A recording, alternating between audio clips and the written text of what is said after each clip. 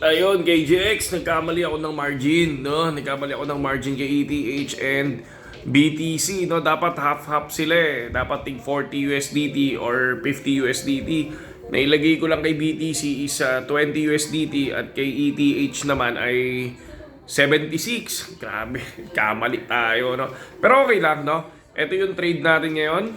Yan yung trade natin ongoing. Pero makikita nyo may mga cut loss na dyan. So, yan siya. Di ba, may cut loss na tayo, may cut loss na rin kay BTC, no? Kumbaga, syempre, dahil profit na tayo ng 100+% kay BTC, once na bumaba yan ng 75, okay, magkakat tayo doon. Kay ETH naman, once na bumaba ng 20, magkakat tayo dyan. Pero pag lumipad dyan ulit, mamaya, kunyari, lumipad, si Ethereum naging 80% or 60, ibababa ako ng 30 yung cut. Ganun yun. Si BTC naman, pag lumipad ng 150, ibababa ako ng 85 yung cut.